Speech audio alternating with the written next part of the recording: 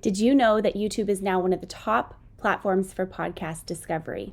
If you're not leveraging YouTube for your podcast, you're missing out on a massive opportunity to grow your audience and monetize your show. Today, we're diving into why YouTube is a must for podcasters, how to create engaging videos, and the tools and strategies to make it happen. And you're also going to want to stick around because I'm sharing tools and tips on how to take all of this content and repurpose it so you can get a better reach across all of your platforms. Let's get started.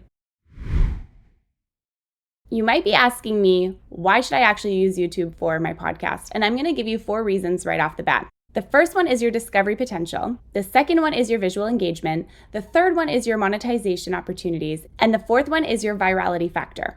Now, let's go back from the top really quick. The first one is your discoverability potential. YouTube is the second largest search engine next to Google, and so this gives you such a massive opportunity to take your show and put it in front of new listeners that may never have heard it before. That and the ability to have recommended episodes, recommended shows, and for the algorithm to recommend you to other people is massive when it comes to taking your content and putting it in front of the right people. The next one is your visual engagement. We all know, especially if you're watching this on YouTube, that having a video podcast creates a totally different dynamic. Not only are you hearing my voice, but you're also able to see my face. So you can see my expressions, you can see how I'm communicating, you can see any hand gestures. And if you're doing guest interviews with other people, you can see the chemistry between the host and the guest. So it adds this extra layer of depth to the content that you are creating, and it creates relationships between you and your audience and your guests and you in a really, really different way. I find a lot of the times you can actually go deeper in conversations because you see another person and you can kind of feed back off of their energy. So when you think about creating video content and you're creating for YouTube, having a video option allows people to go deeper with you and create a stronger connection to you as the host, as the creator, and to the show overall.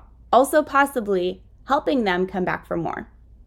It's no secret that where the world is trending, where we're going, includes video. If you look at Spotify for creators, they've just added all kinds of new video stuff in there as well. And so if you're thinking of creating your podcast or taking your show and kicking it up a notch, consider putting video in it for these 2 reasons alone. Now let's go into the next one, is your monetization options. Of course, you need to hit a specific threshold when it comes to monetizing your podcast on YouTube. You have to have a certain number of view count, certain number of subscribers, and you have to follow certain different metrics. I can go into that in a different video.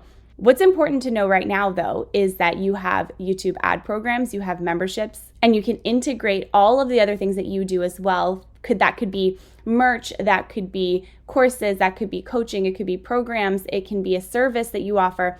All of those different pieces now become a whole new monetization opportunity for you on the YouTube platform.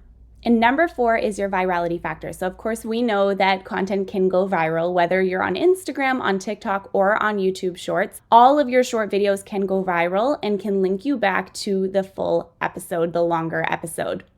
So in just starting out thinking about video, I want you to consider these 4 points because they're really important when it comes to the content creation process, especially as we head into the new year. Next is your setup. Honestly, everyone will have so many different recommendations for this.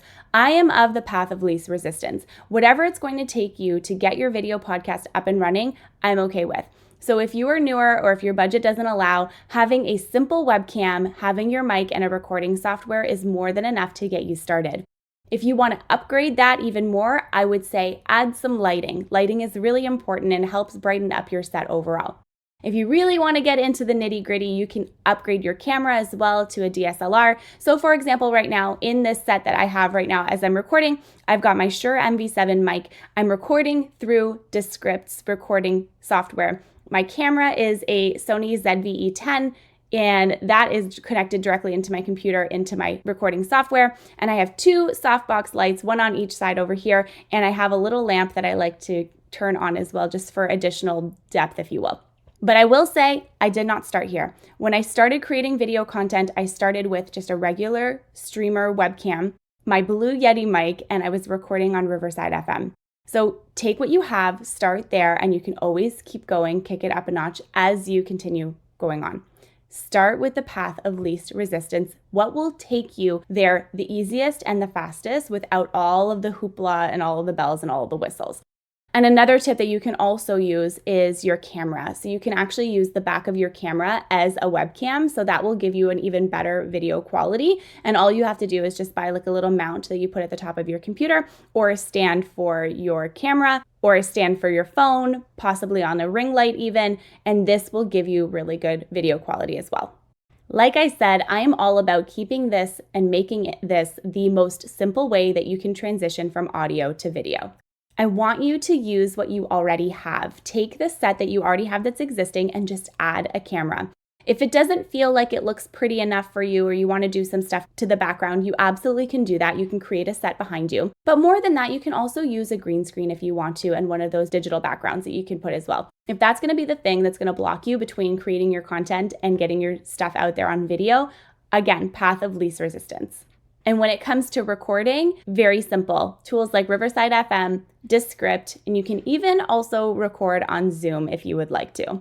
I don't recommend it, but if that's the tool that you have, go for it and upgrade from there. Let's talk about some of the ways to keep it a little bit simple. Even when I'm recording this today, I'm recording all of this in one shot, and I do this to keep it simple, to minimize the editing so that I don't have to piece 5 or 6 different videos together to make one file. Even if it takes a little bit longer and you have a lot of start and stops, that's okay, because you can piece all of it together on the editing side.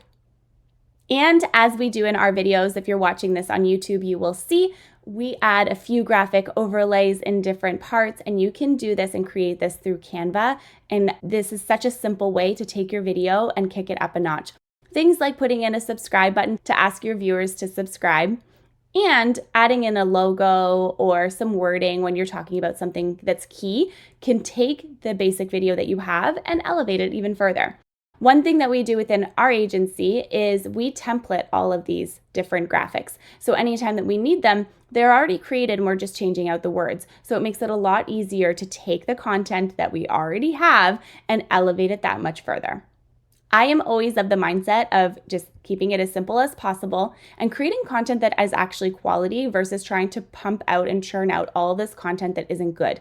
At the end of the day, virality especially focuses in on content that is good, that helps someone solve a problem. And ultimately, that's what you want to do with your content as well. So if the difference for you is creating content on a basic level or trying to create all of this additional content that people may not even see, start in the most simple way possible and work your way up. Next, I want to talk a little bit about the editing side for engagement. You want to start off every single video with a hook. If you go back to the structure of how this video is created, for example, I started off this video with a hook to draw my listener in, to draw my viewer in right from the beginning and tell them exactly what we're going to be talking about right off the bat. Now, you can do this hook in 2 different ways. You can do it in the way that I did, in having that small segment in the beginning, or you can take a segment from your podcast episode that was really juicy or really exciting and put that at the beginning of your episode to draw people in right off the bat. You can also add in captions and subtitles to your videos, which is why we like to edit in Descript, because it makes it really easy to do that. You can also do captions in Premiere Pro or iMovie or any other video editing software that you have. And I also want you to consider dynamic visuals. So taking your screen, for example, and doing a split screen when you have guests, focusing in on one person when it's them talking, adding in overlays or animation to emphasize something, and then using some B-roll, which is additional video and audio that gets cut into the video to complement the audio. If you want me to do more videos on this type of content, just let me know and I'm happy to create them. Now let's get into optimizing for YouTube. The first thing that you want to consider is your thumbnails. You want to make sure that the design of them is bold, that the colors are high contrast, and that your branding is clear. You also, if you're a podcast, don't necessarily need to have the episode number on your thumbnails, but it's more so about what will stop the scroll for someone who's scrolling, what will capture their attention. Again, I said bold text, so making sure that text is very prominent, that people can see, and is pulling out keywords that they're going to be like, oh yes, I need to watch that, I need to hear that. You can use Canva. You can also use Photoshop to create these types of thumbnails. From an SEO point of view, you want to make sure that you're weaving in keywords in your titles and in your descriptions. And you can use tools like Answer the Public, Google Keywords Planner, or even just doing a Google search to see what kind of keywords come up in the titles that are similar to the content that you're creating. You can also add in your timestamps to help viewers navigate the episodes. As I start to round out this video today, I did share with you at the beginning that I would talk about repurposing just a little bit. The first thing is your clips and your quotes. So you can take your longer episode and you can chop it up into smaller clips that you can take and now put those on Instagram, on TikTok, on YouTube Shorts. And this is a really great way to get even more exposure on your content, because what you're ideally doing is clipping out sections that have a really strong hook that intrigue people, that get people excited for them to come back to your longer and fuller episodes. You can also take different quotes from the episode, like written quotes, and you can take those quotes and create content out of them in terms of reels, for example, over a video. Or you can take the quote and you can put it on your stories or as an actual in-feed post. Or you can also take it and put it in your newsletter as something in your newsletter. You know, a quote that I love from this episode was this. And then you can also take your show notes and you can turn them into blogs and newsletters. So these are 3 ways right off the bat that you can take your content and repurpose it in a really meaningful way, so you can capture your audience in whatever way they want to consume the content. As we start to close here, it's no secret how having your podcast on YouTube, especially a video component, is really, really key in the growth of your show and the discoverability of your show, but also in your impact as we head into the new year. How can you take what you already have and kick it up a notch? How can you take what you've created and put it in front of even more people? And I will say this too. If you don't want to add video content to your podcast, that's fine. Take a graphic, put it on your audio file, export it as a video, and have it just be an audio-only podcast with a graphic on it. You still want people to be able to discover your content, and you still want people to be able to find you on YouTube. I want you to remember that consistency is key in no matter what you do. Whether you're adding video and creating it in a really dynamic way, or maybe you're just taking your audio and keeping it as is and refreshing it and kicking it up a notch.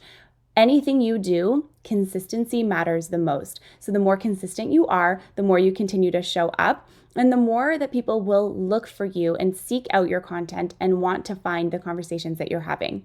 So upload your episodes regularly, whatever that schedule looks like to you. Engage with your audience and create content that meets them where they're at and that solves their problem.